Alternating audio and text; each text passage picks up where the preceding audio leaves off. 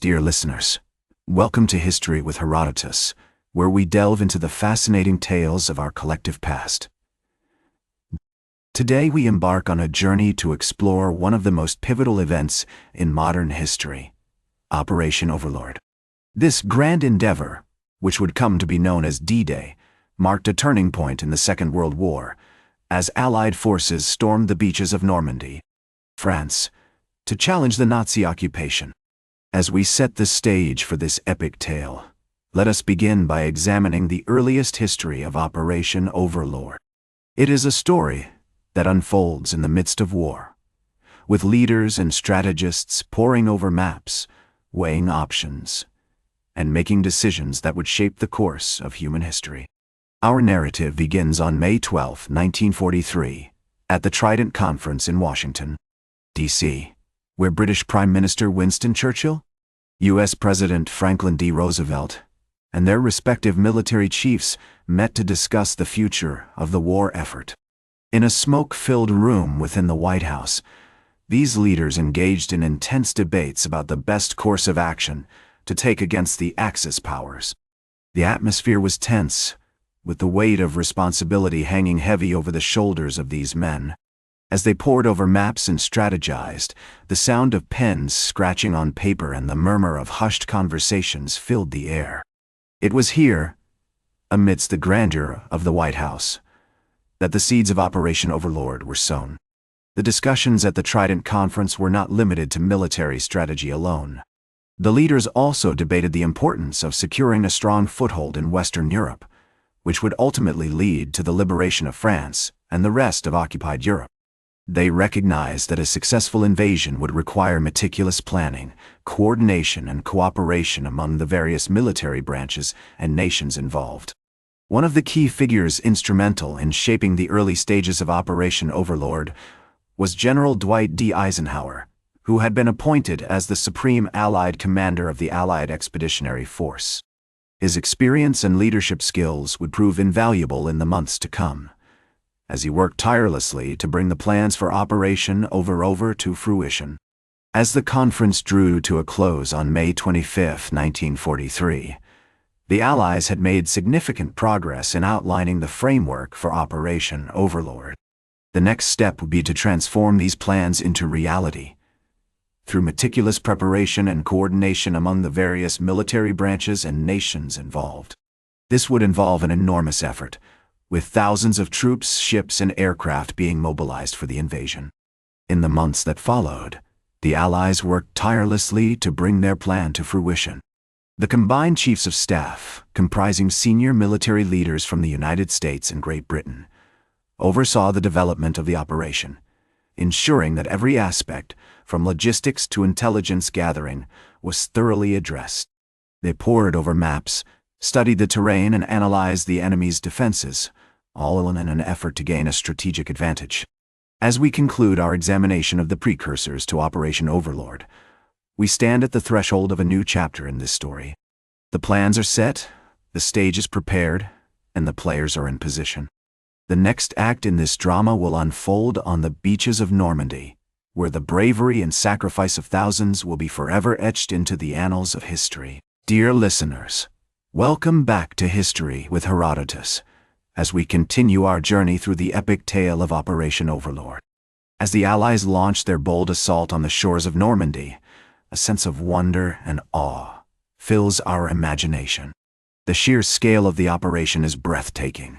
Over 156,000 troops, supported by thousands of ships and aircraft, converging on a 50-mile stretch of coastline.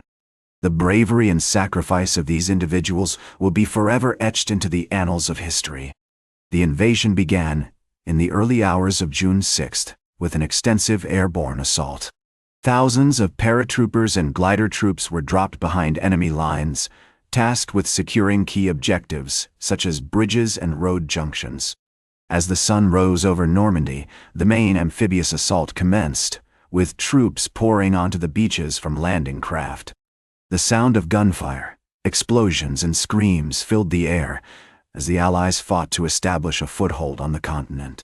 One of the most significant events of D-Day occurred on Omaha Beach, where the U.S. 1st and 29th Infantry Divisions faced some of the fiercest resistance from German forces. The terrain was treacherous, with steep bluffs and heavily fortified bunkers overlooking the beach.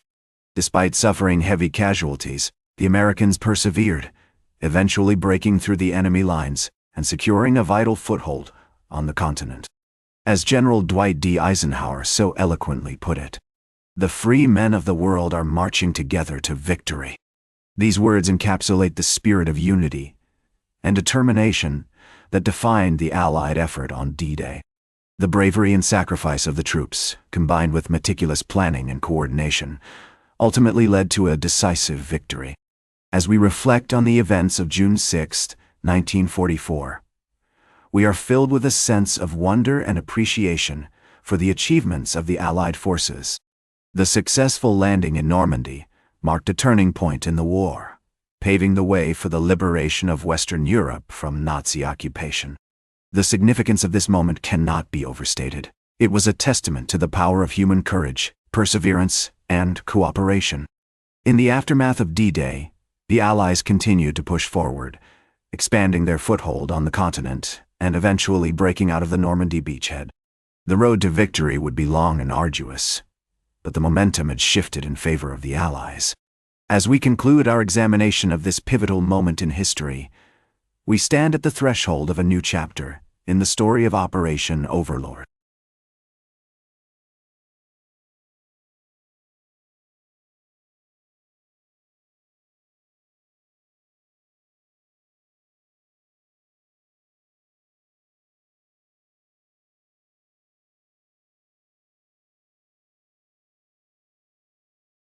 Dear listeners, welcome back to History with Herodotus, as we conclude our journey through the epic tale of Operation Overlord. As the Allies continued to push forward, they faced numerous challenges as they advanced deeper into Europe. The Germans, although weakened, still posed a significant threat, and the terrain proved difficult to navigate. The hedgerows of Normandy, with their narrow lanes and dense foliage, made it ideal for ambushes and guerrilla warfare. Despite these obstacles, the Allies persevered, using innovative tactics such as the Rhino tank, which was equipped with a device to cut through the hedgerows.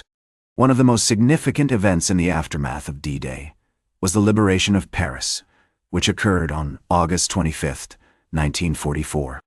The city, which had been under German occupation for 4 years, was finally free, and the French people celebrated their newfound freedom with jubilation.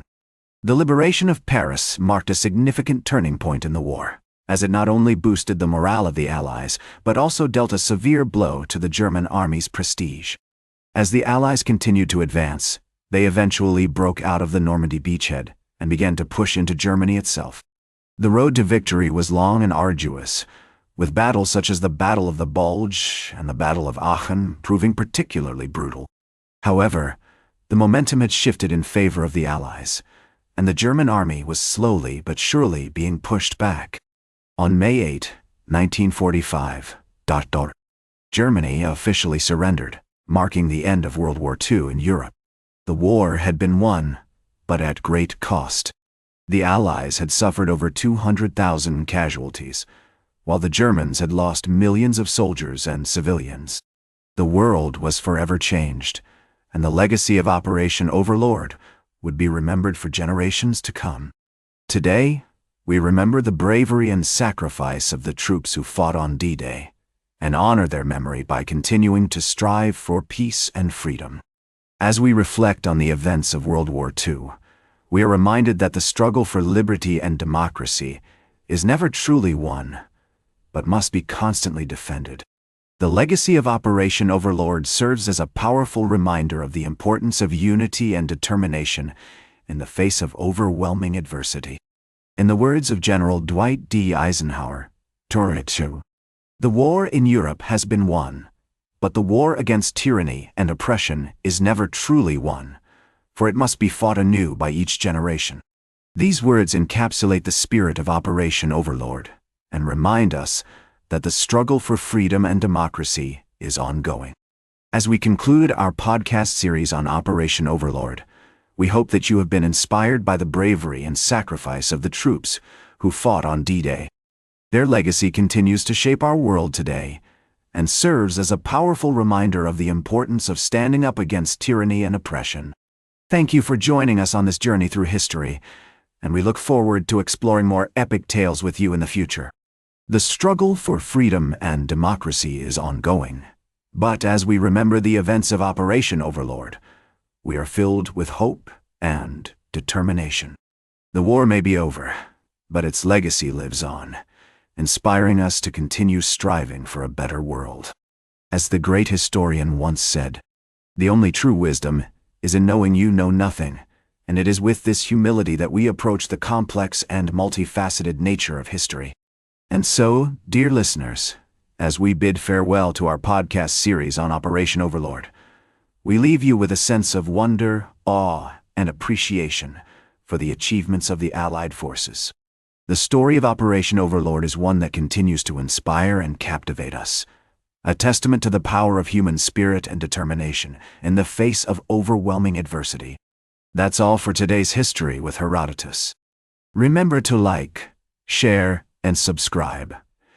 And until next time, remember that to understand the present, we must first understand the past.